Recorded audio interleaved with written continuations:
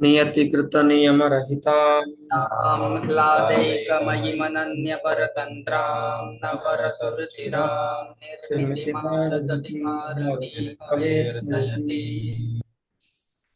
तत्र काव्यप्रकाशस्य पाठे इदानीं द्वितीय उल्लासे पाठः प्रवर्तते यत्र वाचकशब्दस्य लक्षणं विहितमस्ति ततश्च वाचकशब्दनिष्ठस्य अविधाव्यापारस्य लक्षणं प्राप्तावसरतया आचार्य मम्मटेन विधीयते। अस्तु, तद्य अस्माकम् अद्यतनपाठविषयः अस्ति।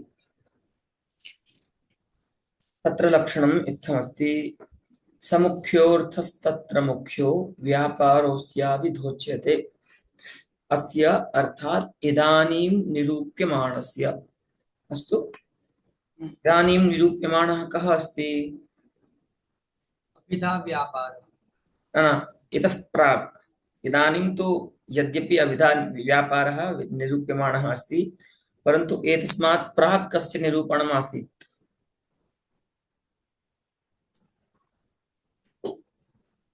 वाचकशब्दस्य निरूपणम् अस्माकं जायमानम् आसीत् खलु इतः प्राक्। शब्दविशेषेषु यः वाचकशब्दः भवति सः अत्र बुद्धिस्थः अर्थः अस्ति। यतः सर्वनाम षष्ठ्यन्तपदेन तस्य अत्र विधानं करोति आचार्यमम्मटः। तो तस्य अस्य अर्थात् वाचकस्य शब्दस्य। अस्तु, सद्यः निरूपितस्य वाचकस्य शब्दस्य तत्र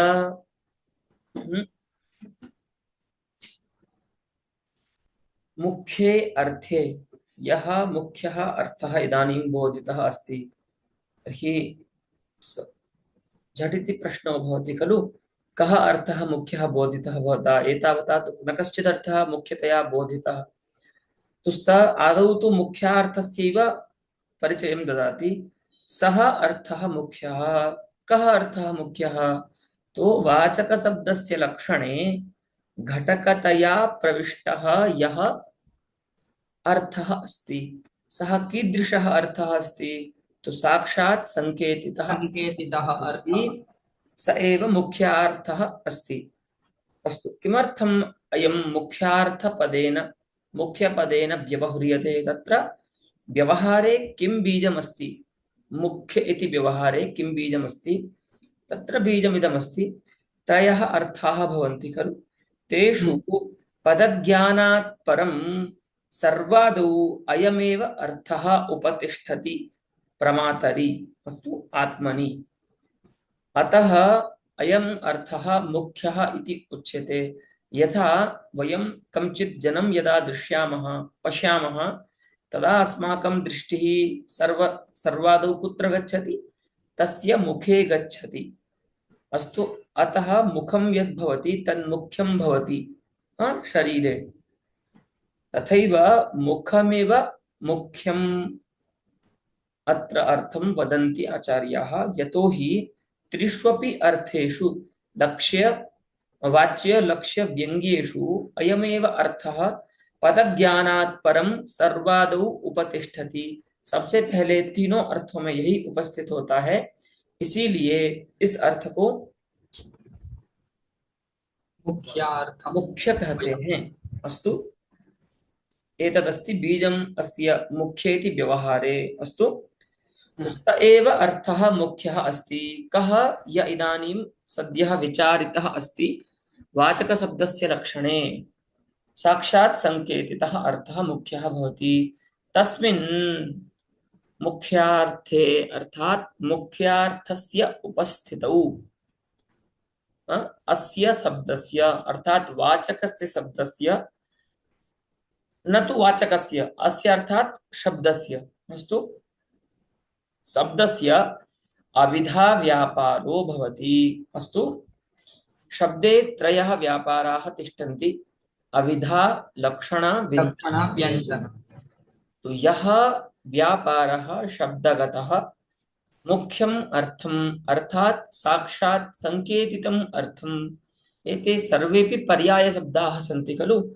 मुख्यार्थः, संकेतितार्थः, वाच्यार्थः, अविधेयार्थः, एते सर्वेपि पर्यायशब्दाः सन्ति।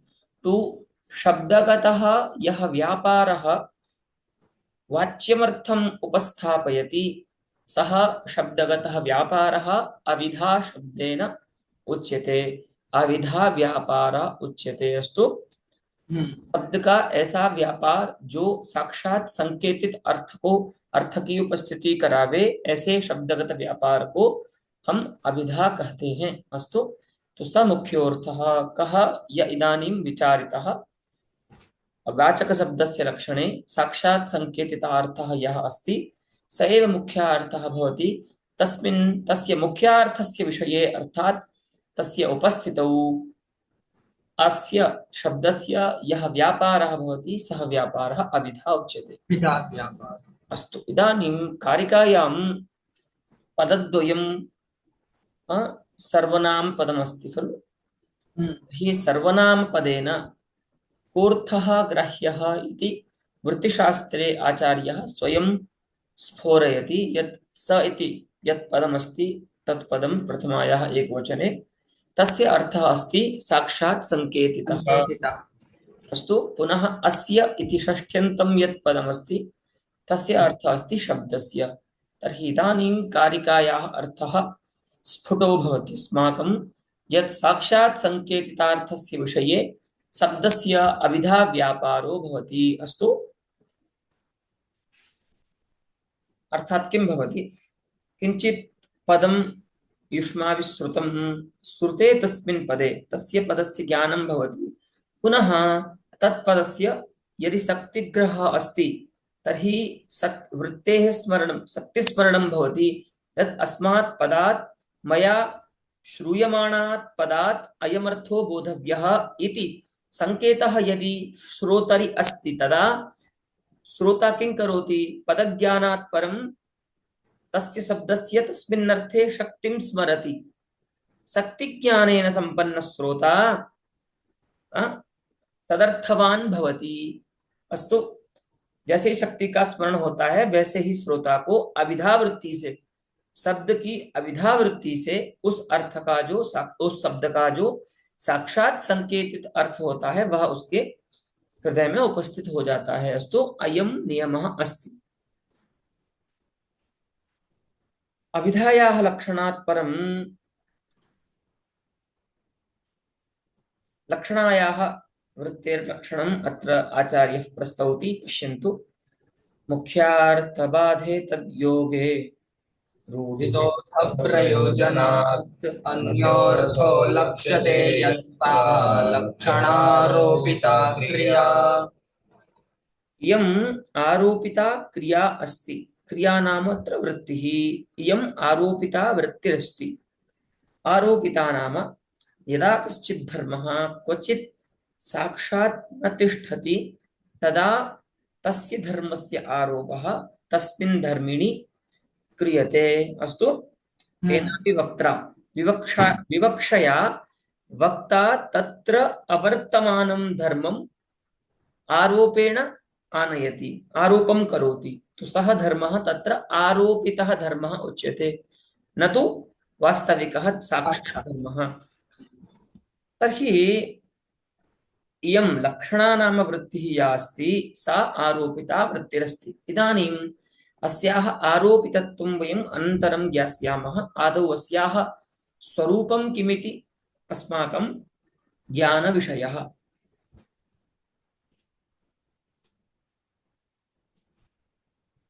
या वृत्तिः, शब्दगता या वृत्तिः, यो व्यापारः अन्यम् अर्थं प्रतिपादयति, तथा गन्तव्यमस्तु। शब्दगतः यः व्यापारः अन्यमर्थं प्रतिपादयति अथवा उपस्थापयति, सा वृत्तिः, सः व्यापारः लक्षणा नाम। इदानीं कोऽयम् अन्यार्थः? अस्तु, एतत्तु ज्ञातं यत् साक्षात् संकेतितार्थबोधिका शब्दवृत्तिः अभिधा उच्यते, परन्तु अन्यार्थः कः?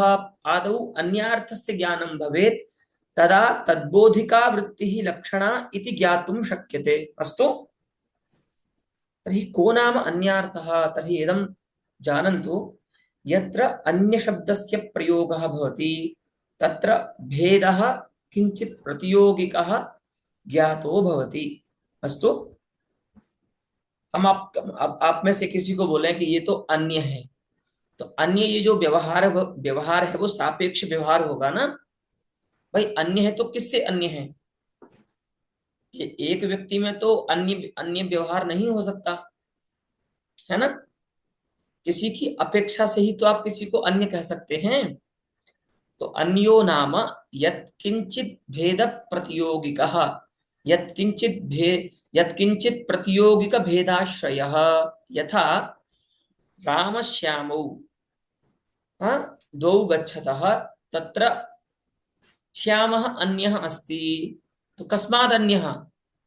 रामात्। रामाद् अन्यः। तो श्यामे रामप्रतियोगिकः भेदः तिष्ठति, तथैव रामोऽपि अन्यः अस्ति।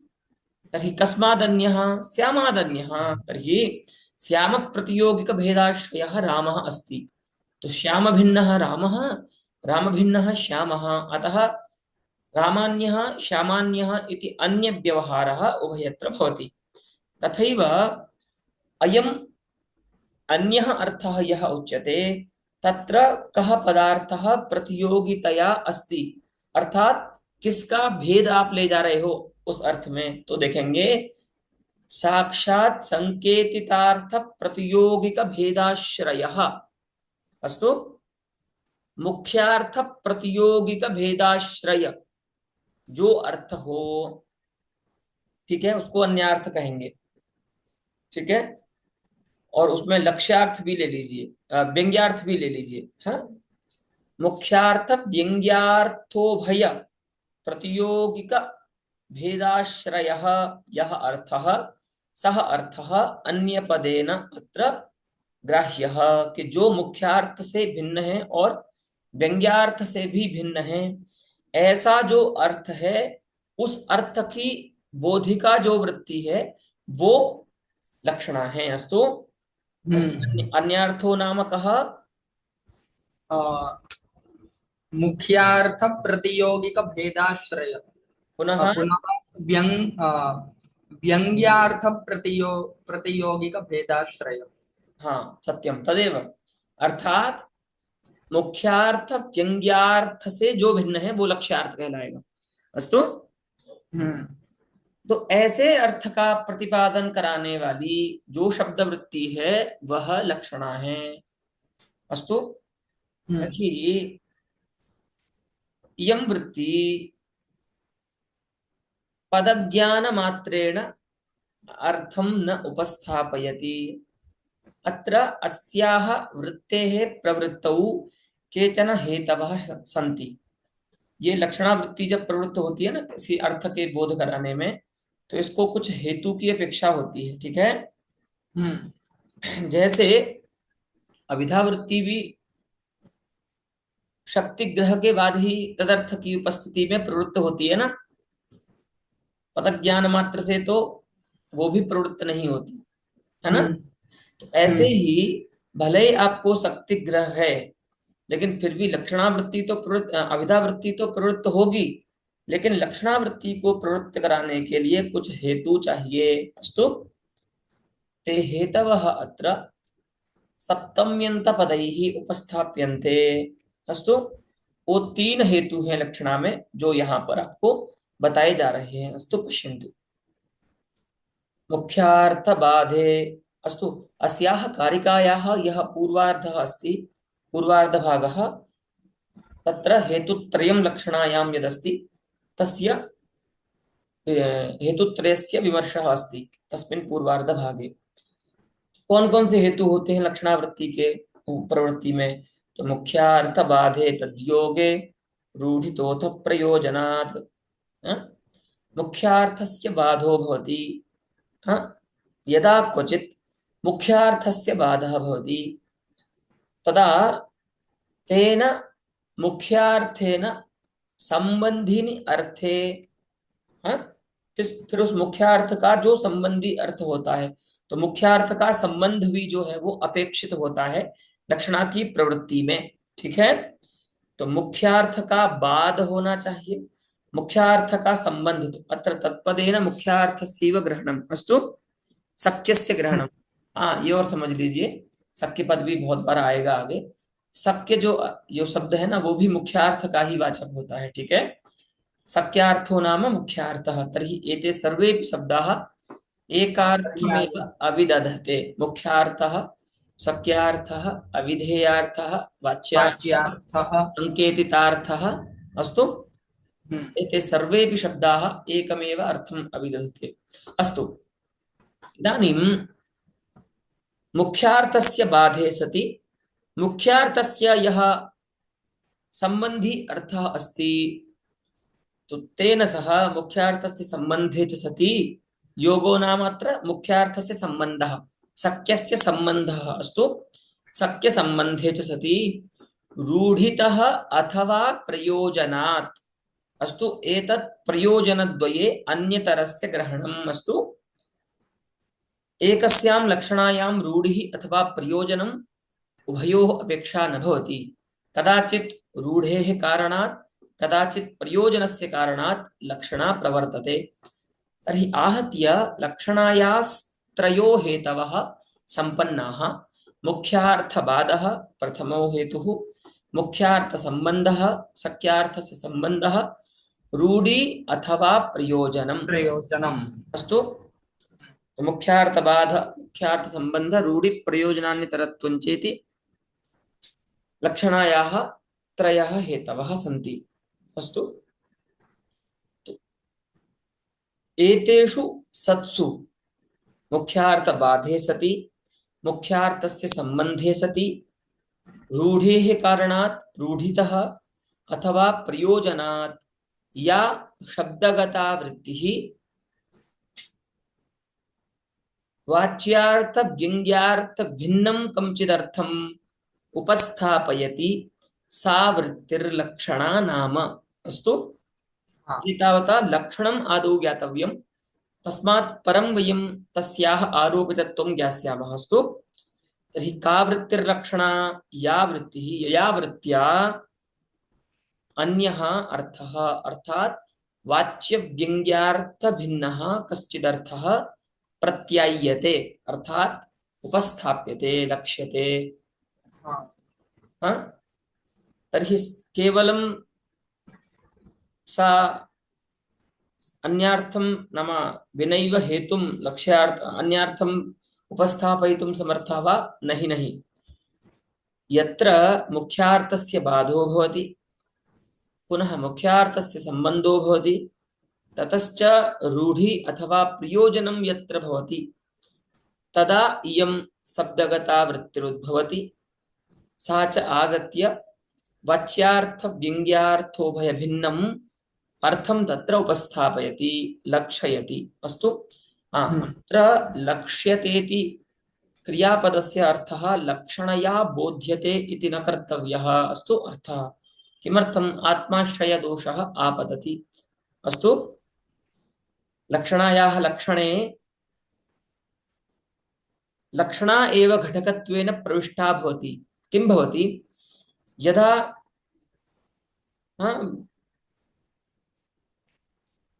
पृथिव्याः लक्षणं चिकीर्षुः कश्चित्, लक्षणे पृथिव्याः एव घटकत्वेन प्रवेशं करोति, कारयति वा?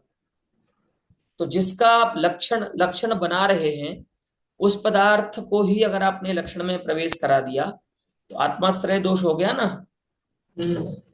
लक्षणावृत्ति कौन है? अगर ऐसा हम अर्थ करें कि लक्षणया बोध्यते, तो क्या इस पंक्ति का अर्थ होगा कि जो वृत्ति मुख्यार्थ बाद, मुख्यार्थ संबंध और रूढ़ि अथवा प्रयोजन के द्वारा लक्षणा से अन्य अर्थ का बोध कराए, तो लग रहा है ना दोष इस पंक्ति में, है ना?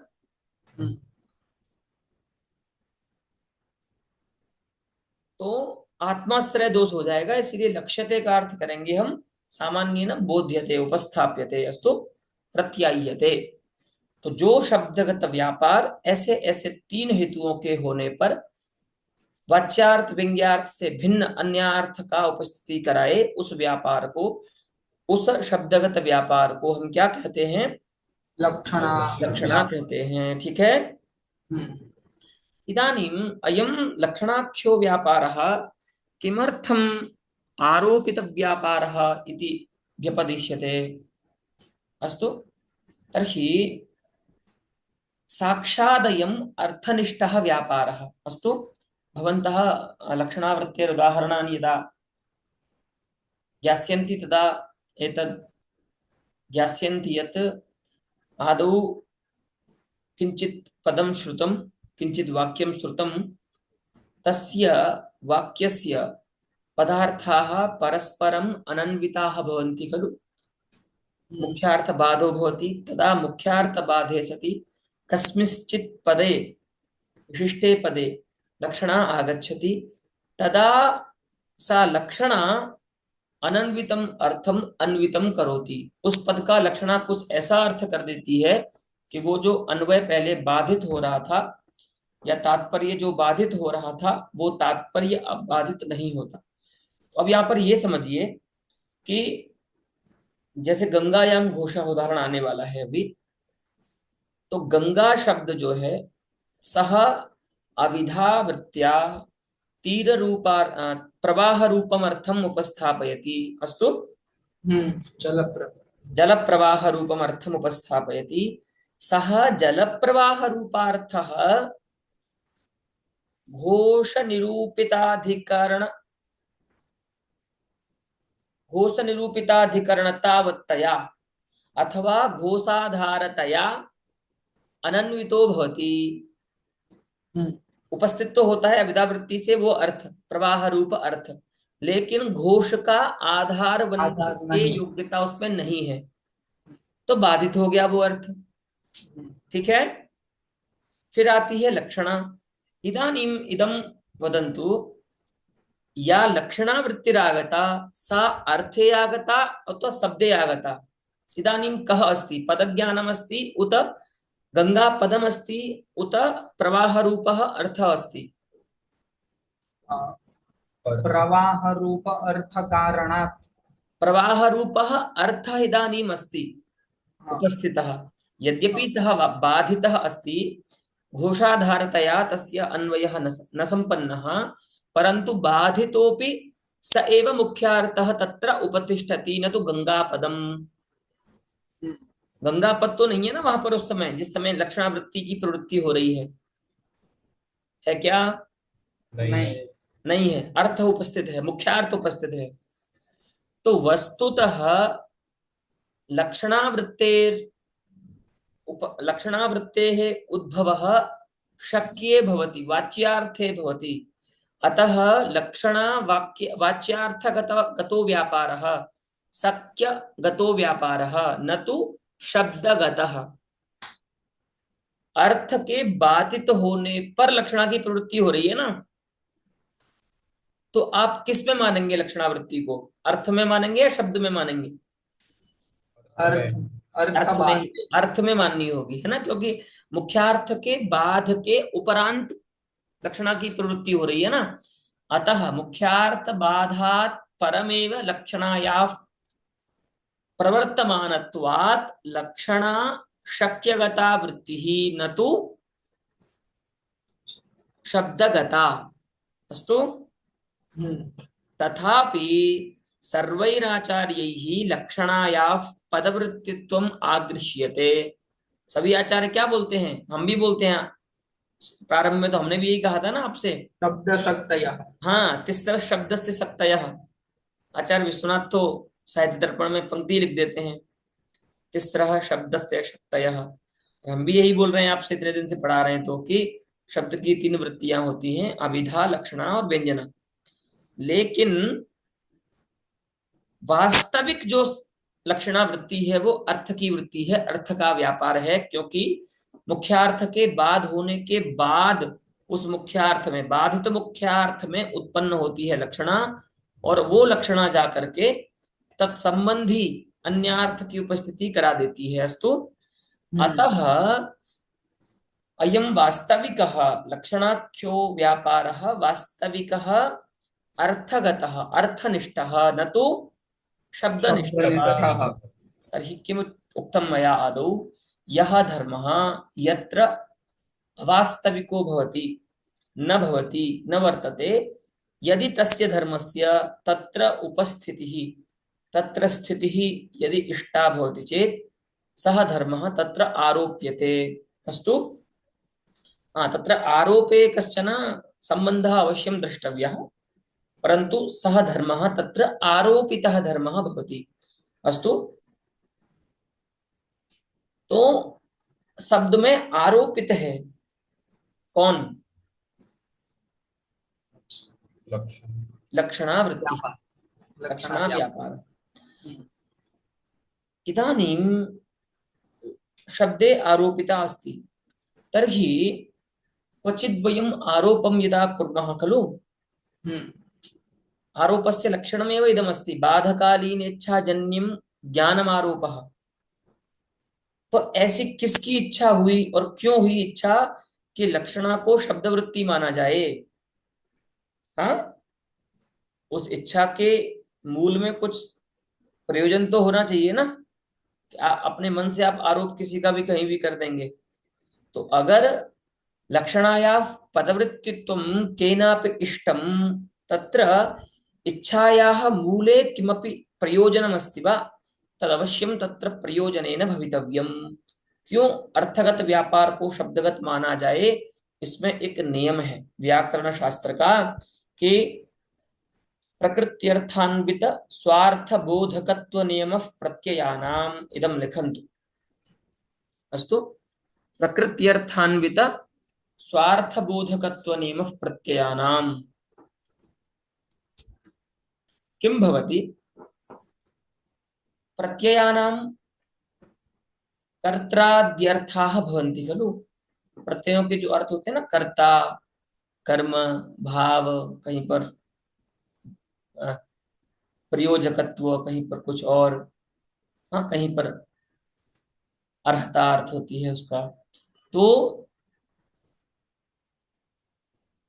प्रत्यार्थ जो होता है वह स्वतंत्र ज्ञात नहीं हो सकता, ऐसा नियम है।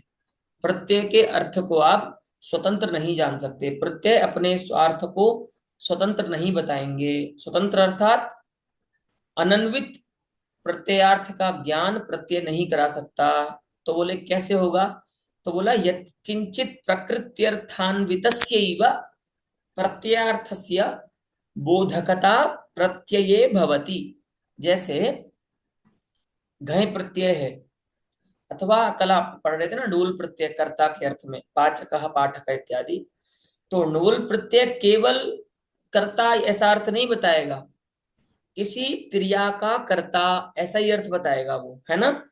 और किसी क्रिया का अर्थ ऐसा अन्वित अर्थ कब कब आएगा? जब वह किसी प्रकृति से संबद्ध होगा।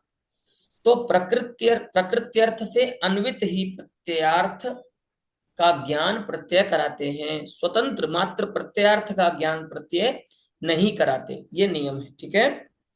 इदानीं यदि लक्षणावृत्तिम अर्थगतां स्वीकुर्मः तदा गंगायामित्यत्र अधिकरणम अधिकरणता अस्ति प्रत्ययार्थः खलु। नी प्रत्ययार्थः अस्ति अधिकरणता, सप्तम्यर्थः कः अस्ति? अधिकरणता। प्रकृत्यर्थः अस्ति प्रवाहः। तर्हि यावत् लक्षणावृत्तिं गंगेति पदगताम् अर्थात प्रकृतिगतां न स्वीकुर्मः तावत् प्रकृत्यर्थता एव प्रवाहे न आयाति अथवा तीरार्थे न आयाति यदन्वितस्य अधिकरणत्वस्य ज्ञानम लक्षणया भवेत्। कठिन हुआ थोड़ा, ऐसा लग रहा है। देखिए, लक्षणावृत्ति को आप क्या मानते हैं? अर्थ का व्यापार। तो लक्षणावृत्ति से कौन उपस्थापित है यहाँ पर? तीर रूपार्थ, है ना, तट रूप की उपस्थिति कराएगी लक्षणावृत्ति। लेकिन अभी जो तट रूप है अर्थ, क्या वो प्रकृत्यर्थ कहला सकता है क्या? नहीं कहला सकता, क्योंकि वह अर्थ गंगा लक्षणावृत्ति के द्वारा उपस्थापित है, और लक्षणावृत्ति जो है वह अर्थगत वृत्ति है आपके मत के अनुसार अभी तक।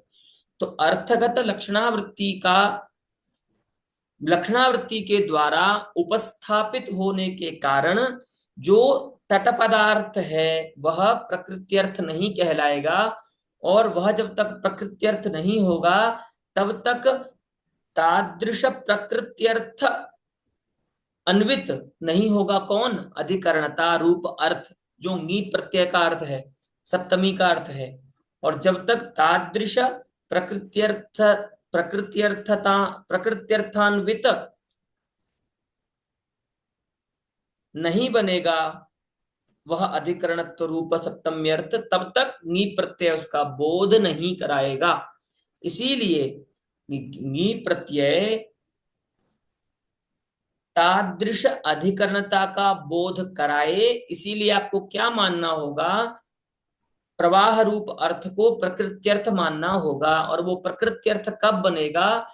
जब तदुपस्थापक व्यापार को आप प्रकृतिगत मानेंगे, प्रकृति में मानेंगे, गंगा इस प्रकृति में मानेंगे। ठीक है, तो इस नियम के आग्रह से लक्षणावृत्ति को पदगत मानना आवश्यक है। अस्तु, कि अगर हम लक्षणावृत्ति को अर्थगत मानेंगे तो तदुपस्थाप्य अर्थ में प्रकृत्यर्थता नहीं आएगी, और यावत् तस्य प्रकृत्यर्थता न भवति तावत् तदन्वितस्य तदन्वितत्वं प्रत्ययार्थे न आयाति, यतः तादृश प्रत्ययस्य प्रत्ययबोधकत्वमपि न भवितुमर्हति। अतः एतत् नियमबलात् लक्षणावृत्तेः पदवृत्तित्वमागृह्यते। यदा लक्षणा पदवृत्तिर्भवति तदा प्रवाहरूपे तटरूपे अर्थे प्रकृत्यर्थता आयाति, पुनः तादृश प्रकृत्यर्थतान्वितः भवति अधिकरणता रूपः प्रत्ययार्थः, तदा च नी प्रत्ययः तादृश प्रकृत्यर्थतान्वितम् अधिकरणता रूपं स्वार्थं बोधयति। अस्तु, अतः अत्र लक्षणायाः पदवृत्तित्वम् आगृह्यते। अतः आचार्याः कथयन्ति सर्वेपि यद् लक्षणा शब्दगता वृत्तिः, लक्षणा पदवृत्तिः। अस्तु, यद्यपि लक्षणा साक्षात् अर्थे उपतिष्ठति, साक्षात् अर्थे उद्भवति, तथापि तस्याः पदवृत्तित्वं तादृश नियम रक्षणाय अवश्यं कल्पनीयम्। अस्तु, अवगतम्? तो और 2-3 बार बाद में सुन लेंगे। हाँ, अस्तु। हाँ, तो इस प्रकार से लक्षण का फलितार्थ ये हुआ कि यह शब्दगतः व्यापारः मुख्यार्थस्य बाधे सति, मुख्यार्थस्य संबंधे च सति, रूढ़ि अथवा प्रयोजनाभ्याम अन्यतरस्मिन् सति वाच्य व्यंग्य भिन्नम अर्थम उपस्थापयति, सह व्यापारः लक्षणा इत्युच्यते। अस्तु, पुनश्च अयं व्यापारः साक्षादर्थगतः शब्दे च आरोपितः अस्ति। अस्तु, अस्तु, इदानीम् अस्य शब्दव्यापारस्य समन्वयम् एकस्मिन् उदाहरणे दर्शयत्याचार्यः। वस्तुतः अयं विधिरस्ति, यदा कस्यचित् प्रमेयविशेषस्य किञ्चित् लक्षणं विधीयते खलु, तदा विहितस्य तस्य लक्षणस्य परीक्षा भवति। तो परीक्षायै तत्र दृष्टान्तम् उदाहरणम् आनेयं भवति। अस्तु, इदानीं लक्षणावृत्तेरुदाहरणं किञ्चित् उपस्थाप्यते। अस्तु, कर्मणि कुशल इत्यादौ दर्भग्रहणाद्ययोगात् गंगायां घोष इत्यादौ च गंगादीनां घोषाद्याधारत्व संभवात् मुख्यार्थस्य बाधे सति उदाहरणद्वयं स्वीकुर्वन्तु। एकम् उदाहरणं रूढेः, अपरम् उदाहरणं प्रयोजनस्य। प्रयोजन। एकत्र एकत्र लक्षणायाः मूले रूढिरस्ति, अथ रूढिर्नाम प्रयोगप्रवाहः, कश्चित् महान् प्रयोगप्रवाहः। तो तथा भूयांसः प्रयोगाः श्रूयन्ते लोके, येषां किं भवति तत्र तदर्थस्य अवाचकपदस्य प्रयोगः तस्मिन्नर्थे भवति। तादृशप्रयोगस्य अर्थात् अवाचकस्य शब्दस्य प्रयोगस्य किञ्चित् प्रयोजनमपि न भवति, तथापि लोकः प्रयोगं करोति।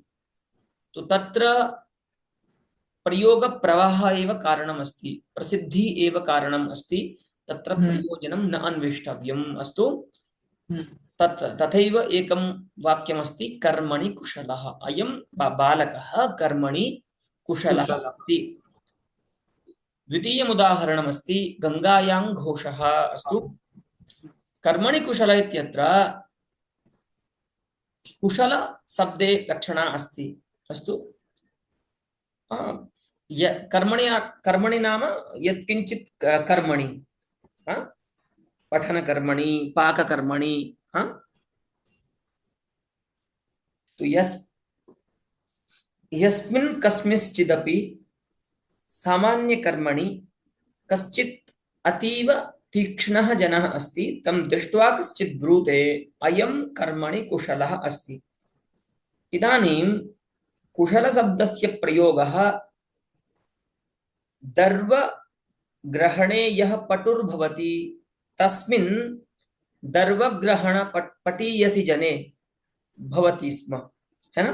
कुशान लातीति कुशलः, जो कुसको काट करके लाता था। तत्र इदानीं किं भवति, अस्माकं वैदिकानां कुशस्य प्रयोगो भूयान् भवति खलु वैदिकानां। तर्हि गुरुः स्वशिष्यं कुशान् लातुम् अर्थात् कुशान् कर्तितुं आदिशति स्म। तदा यः कोऽपि शिष्यः कुशान् आगृहीतुं न समर्थः, यतोहि कुशसदृशाः अन्येपि तृणविशेषाः सन्ति। अतः तत्र यः कुशं परिचेतुं पटीयान् भवति बालकः, शिष्यः, तमेव पटीयांसं चतुरं प्रवीणं बालकं गुरुः कुशं आग्रहीतुं प्रेषयति स्म। ऐसा ही होता है ना गुरुकुलों में, क्योंकि कुश से सदृश बहुत सारी और भी घास होती हैं, कई बच्चे उनको काट ले आते हैं। तो चतुर व्यक्ति को कुशा लेने के लिए भेजा जाता था, ठीक है। तो कुशल शब्द का अर्थ होता है दर्वग्रहीता। क्या अर्थ होता है? दर्भग्रहीता। वाच्यार्थः कः कुशल शब्दस्य? दर्भग्रहीता।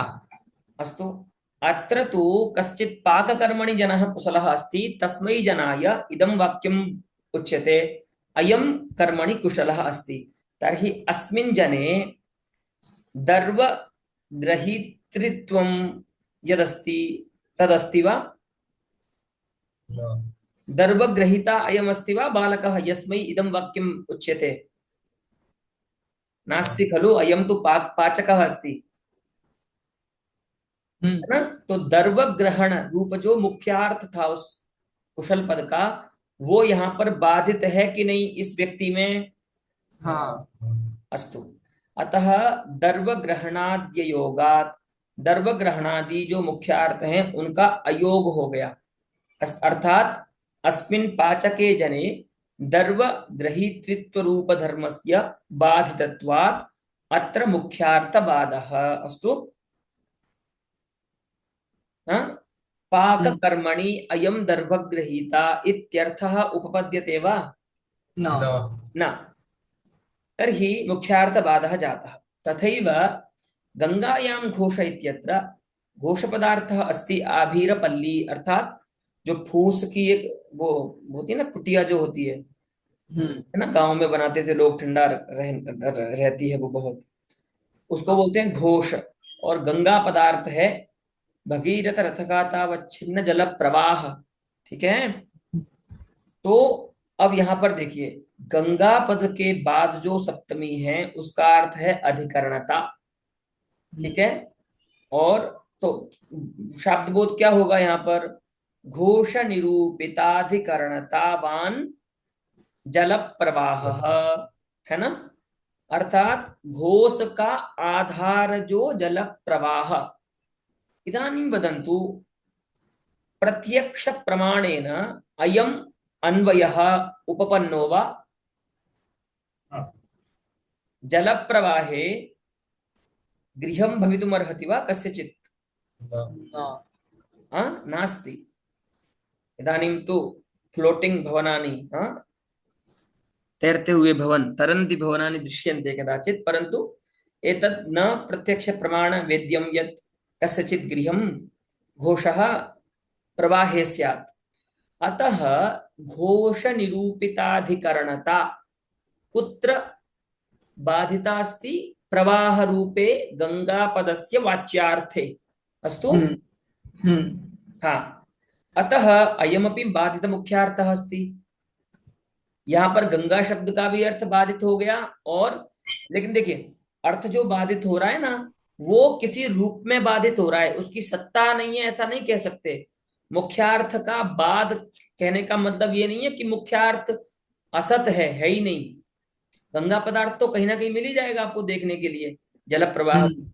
लेकिन घोष निरूपिताधिकरण धिकरणतया जो गंगा पदार्थ है वो बाधित है। माने घोष के आधार के रूप में जो इस वाक्य में कहा गया है गंगा पदार्थ, वह बाधित है। अस्तु। बाधित है। तथैव पाककर्मणि दर्वगृहीत गृहीतृरूपवाच्यार्थोपि बाधितः। बाधितः। अस्तु। हम्म। तो अब क्या हुआ? मुख्यार्थ का बात तो हो गया। प्रथमः हेतुः लक्षणायाः लब्धो, है ना, भवद्भिः। इदानीं संबंधः द्रष्टव्यः। अस्तु। कः संबंधः? अर्थात् शक्यार्थस्य, बाधितस्य शक्यार्थस्य अन्ये अर्थे यः अन्यः अर्थः लक्षणया उपस्थाप्यमानः अस्ति, तेन अर्थान्तरेण सह अस्य बाधितस्य शक्यार्थस्य कः सम्बन्धः? अस्तु। तर्हि दर्वग्रहीतरि जने विवेचकत्वं भवति। जो दर्व को लेकर के कुशा को लेकर के आने वाला बालक है, वो कैसा है? हम्म। विवेचक है ना। बहुत सूक्ष्म दृष्टि से वो हर पदार्थ को देखता है, बहुत विवेक से कार्य करता है। तथैव विवेचकत्वम अस्मिन् पाककर्मणि निष्णातम पाककर्मणि निष्णाते जने अस्ति। ये भी जब अपना पाक क्रिया करता है तो बड़ी सूक्ष्मता से विचार करके सब प्रयोग करता है ना, व्यंजनों में। तो विवेचकत्वम यथा कुशल शब्दस्य वाच्यार्थे गर्भग्रहितरि। दर्वग्रहीतरिति, तथैव विवेचकत्वम अस्मिन् अच्छा, ओके। पाककर्मणि पाचके अस्ति, पाककर्मणि निष्णाते जने अस्ति। अतः तादृश विवेचकत्व संबंधेन कुशल शब्दस्य लक्षणा पाककर्मणि निष्णाते जने अस्ति। इदानीं कुशल शब्दस्य अर्थः लक्षणया भवति पाककर्मणि निष्णातः जनः कश्चित्। अस्तु। हम्म। यह विवेचकः अस्ति, विवेकशीलः अस्ति। अस्तु। तथैव गंगायां घोष इत्यत्र कः सम्बन्धः? तो अत्र किं भवति? गंगा पदार्थः यः जलप्रवाहः अस्ति बाधितः मुख्यार्थः, तस्य गंगापदस्य लक्षणा तीररूपार्थे भवति। अस्तु। तेन तीररूपार्थेन सह प्रवाहरूपस्य अर्थस्य वाच्यार्थस्य कः सम्बन्धः? तो सामीप्य संबंधः। हम्म। तीरं प्रवाहस्य समीपे अस्ति, अतः गंगा शब्दस्य लक्षणा सामीप्य संबंधेन तीरे अपि। तीरम उपस्थापयति, तटरूपार्थम उपस्थापयति। तो इदानीं लक्षणया कः अर्थः भवति कि गंगायाः तटे घोषः। इदानीं घोषनिरूपिताधिकरणता या जलप्रवाहे बाधिता आसीत् सा इदानीं बाधिता न भवति। तट पे तो घर हो ही सकता है, अस्तु।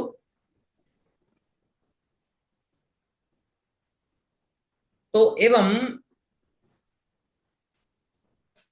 यथा साबरमत्याः नद्याः तटे भूयांसि गृहाणि विलसन्ति अहमदाबाद नगरे, तथैव अत्र सम्बन्धः अयं कल्पितो भवति। कर्मणि कुशल इत्यत्र विवेचकत्वं सम्बन्धः शक्यार्थ अशक्यार्थयोः अर्थात् वाच्यार्थ लक्ष्यार्थयोर्मध्ये, गंगायां घोष इत्यत्र वाच्यार्थ लक्ष्यार्थयोः सम्बन्धः अयं सामीप्याख्या सामीप्य सम्बन्धः संबंध। निश्चितो भवति, अस्तु। इदानीं हम्म। तृतीयः हेतुः अवश्यं ज्ञातव्यः। तर्हि कर्मणि कुशलः इत्यत्र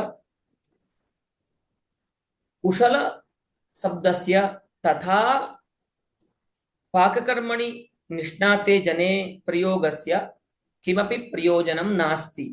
कुशल शब्द का जो अकुशल में प्रयोग किया गया, अकुशल अर्थात अदर्भग्रहीता में जो प्रयोग किया गया, उसका कोई प्रयोजन नहीं है। लेकिन कुशल शब्द का चालाक व्यक्ति में जो प्रयोग है वो बहुत समय से होता आ रहा है, इसीलिए इसको बोलेंगे हम अयम प्रयोगः प्रवाहात् प्रसिद्धिं गतः अस्ति। अतः अत्र या लक्षणा अस्ति सा लक्षणा रूढ़ितः श्रीमती। प्रावर्तत, अस्तु।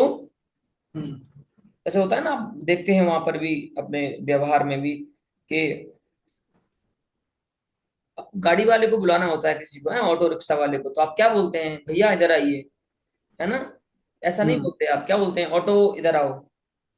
तो वहां पर ऑटो आपकी बात सुन सकता है क्या, उसमें आने की योग्यता है क्या। नहीं। भवदीय वाक्य श्रवण योग्यता ततश्च श्रुत्वा तथा कर्मणि प्रवृत्तेर योग्यता तस्मिन् जड़े पदार्थे अस्ति वा। हाँ। यत् संबोध्यकम वाक्यम तो या प्रयुक्तम नास्ति। आपने ऑटो का नाम लिया और ऑटो वाला बैठा रहे कि भैया ठीक है, आपने जिसको बुलाया है वो ही आ जाएगा, तो ऐसा हो सकता है क्या। नहीं हो सकता। परंतु अत्रापि लक्षणा एव अस्ति, परंतु अस्याः लक्षणायाः कोऽपि किमपि प्रयोजनं नास्ति। एतादृशी लक्षणा प्रयोगप्रवाहादेव भवति, अस्तु। हम्म। अस्माकं लोकेऽपि भूयान् व्यवहारः श्रूयते खलु। यदा कस्मिंश्चित् कर्मविशेषे कश्चित् जनः अतीव पटीयान् भवति तदा तद्गतं पटीयस्त्वं बोधयितुं लोकाः व्यवहरन्ति, अयं कुशलः अस्ति, अयं कारयानस्य चालने कुशलः अस्ति, हा? अयं मिथ्याभाषणे कुशलः अस्ति, केचन तथा कुर्वन्ति जनाः, अस्तु। तथा कौशलं मार्जयन्तु। तो एवं पुनः गंगायां घोष इत्यत्र किं, तथा गंगातटे घोष इत्यादेः प्रयोगात् येषां न तथा प्रतिपत्तिः तेषां पावनत्वादीनां धर्माणां तथा प्रतिपादनात्मनः प्रयोजनाच्च मुख्येन अमुख्यः अर्थः लक्ष्यते, अस्तु। मुख्येन अर्थेन एकत्र दर्भगृहीतृरूपेण मुख्येन अर्थेन एकत्र प्रवाहरूपेण मुख्येन अर्थेन अमुख्यः अर्थः एकत्र तटरूपार्थः एकत्र निष्णात निप। पटीय पटुरूपार्थः अर्थः लक्ष्यते। लेकिन वो गंगायाम घोषा यहाँ पर जो मुख्य अर्थ के द्वारा अमुख्य में लक्षणा कराई गई, वो कराई क्यों गई, वहां पर रूढ़ी तो ऐसी है नहीं, ऐसी प्रसिद्धि तो है नहीं कि लोग प्रवाह में अपना घर बताएं। तो बोले देखो वहां पर रूढ़ी तो नहीं है, लेकिन प्रयोजन है। क्या प्रयोजन है कि वक्ता स्वगृहे गंगा पद सख्यतावच्छेदकम शैत्यपावनत्वादि धर्मम बोधयितुमिच्छति। कुत्र, तटे। गंगा पदार्थ का धर्म क्या है, जल प्रवाह का शैत्य और पावनत्व। पवित्रता और शीतलता गंगा का जो प्रवाह है, जल प्रवाह, उसका धर्म है। धर्म। हम्म। इन दोनों धर्मों को वक्ता अपने घोष में, घर में बताना चाहता है, तो इसीलिए उसने तटरूपार्थस्य अवाचकेन गंगापदेन तटरूपार्थस्य उपस्थिति कारिता। इसीलिए उसने क्या कर दिया, जो तट का वाचक नहीं है उस गंगा पद से तट की उपस्थिति कराने के लिए वाक्य का प्रयोग कर दिया। अस्तु। हम्म। यत्र वक्ता तद्वाचक पदम विहाय अवाचकम पदम प्रयुङ्क्ते तदा तत्र किंचित तेन प्रतिपिपादयिषितं प्रयोजनम अवश्यम भवति। उसको कुछ प्रयोजन आपको बताना होता है श्रोता को, कि देखो आप ऐसा समझो, तब वो इस प्रकार के अवाचक पद का प्रयोग करता है। इसको हम्म। तो बोले, अगर महाराज, अगर आपको ऐसा ही बताना था कि गंगा के तट पे घर है और गंगा का संबंध ही बताना था अपने घर में, तो सीधा अविधावृत्ति से ही प्रयोग कर देते, गंगाया तटे घोष, तो भी आपके घर में शीतलता पावनता का ज्ञान तो हो ही जाता। तो बोलते हैं भैया हो जाता, लेकिन तथा प्रतिपादना, यथा प्रतिपादनम इष्टमस्ति यथा प्रतिपिपादयिषितम अस्ति शैत्य पावनत्वादि धर्मस्य प्रतिपादनम तथा न भवति। कि जितना अधिक मैं शैत्य पावनत्व बताना चाहता हूं, उतना अधिक शैत्य पावनत्व की प्रतीति अभिधावृत्ति से प्रयोग करने पर नहीं होती है ना। एकम उदाहरणं वाक्यं वदामि। कश्चित् भवतां गुरुकुलमेव अस्ति, अस्तु, इदानीम् इदं स्वीकुर्वन्तु। तर्हि अहं पृच्छामि, भवत्सु कश्चित् अन्यतमः जनः मया सह क्वचित् मिलितः, तदा अहं पृच्छामि, भोः कुतः भवान्? अहम् अहमदाबादनगरतः अस्मि। तर्हि अहं पृच्छामि, भोः SGVP गुरुकुलं परिचिनोति वा भवान्? अरे, परिचिनोमि, अहं तु, मम गृहं तु तत्रैव अस्ति, गुरुकुले एव अस्ति। यद्यपि तस्य गृहं गुरुकुले न भवितुमर्हति, गुरुकुलं तु गुरुकुलम् अस्ति, गुरुकुले कस्यचित् गृहं न भवति, परन्तु सः गुरुकुलस्य तावत् समीपं तस्य गृहमस्ति यत् सः एतद् बोधयितुं, पृच्छकम, पूछने वाले को ये बताना चाह रहा है इस बालक, कि इतना पास है मेरा घर गुरुकुल से, कि अगर मैं ऐसा बोलूंगा ना कि पास में ही है मेरा घर, तो भी कदाचित वो जो पूछने वाला है वो 2-4 किलोमीटर समझ लेगा। इसीलिए हम क्या बोलते हैं कि बस मेरा गुरुकुल में ही घर है, ऐसा मान लीजिए।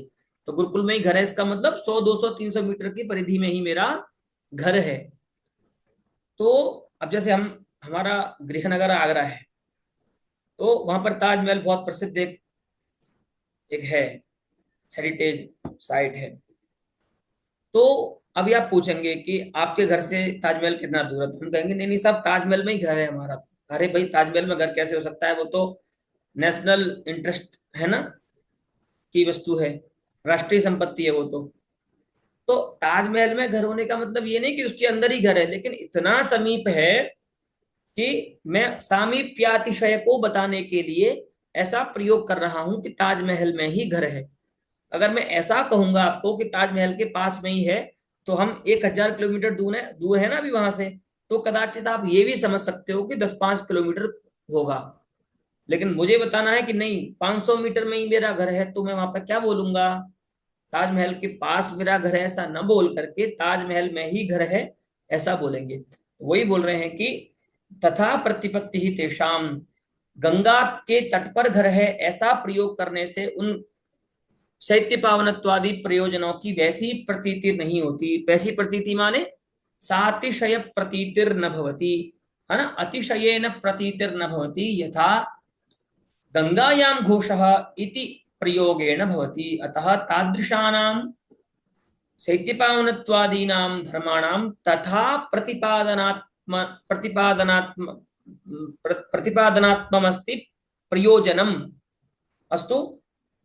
अतिशयेन प्रतिपादनम आत्मा अर्थात स्वरूपम यस्य, शैत्यपावनत्वादियों का अतिशय से ज्ञान कराना है, स्वरूप जिसका, ऐसा कौन प्रयोजन, किसका, लक्षणा का। तो तस्मात् शैत्यपावनत्वादीनां धर्माणां अतिशयेन प्रतिपादनात्मनः प्रयोजनात्, ये जो शब्द है पंचम्यंत प्रतिपादनात्मनः, ये प्रयोजनात् का विशेषण है, ठीक है। तथा प्रतिपादनात्मनः प्रयोजनात् मुख्येन अमुख्यः अर्थः लक्ष्यते, मुख्यार्थ के द्वारा अमुख्य जो अशक्यार्थ है लेकिन तत्संबंध संबंधी अर्थ है, उस अर्थ में, उस अर्थ की उपस्थिति कराई जाती है। अस्तु यत् स आरोपितः शब्द व्यापारः, लेकिन वह जो लक्षणारूप व्यापार है वह आरोपित शब्द व्यापार है। क्यों? क्योंकि सांतरार्थनिष्ठो लक्षणा, है ना, शक्य यह अस्ति, शक्यार्थः यह अस्ति, स एव सांतर अंतरम अस्ति, व्यवधायकम अस्ति। शब्दस्य लक्ष्यार्थस्य च मध्ये वाच्यार्थः तिष्ठति खलु, तद्गत एव व्यापारः लक्षणा अस्ति सांतरार्थनिष्ठो।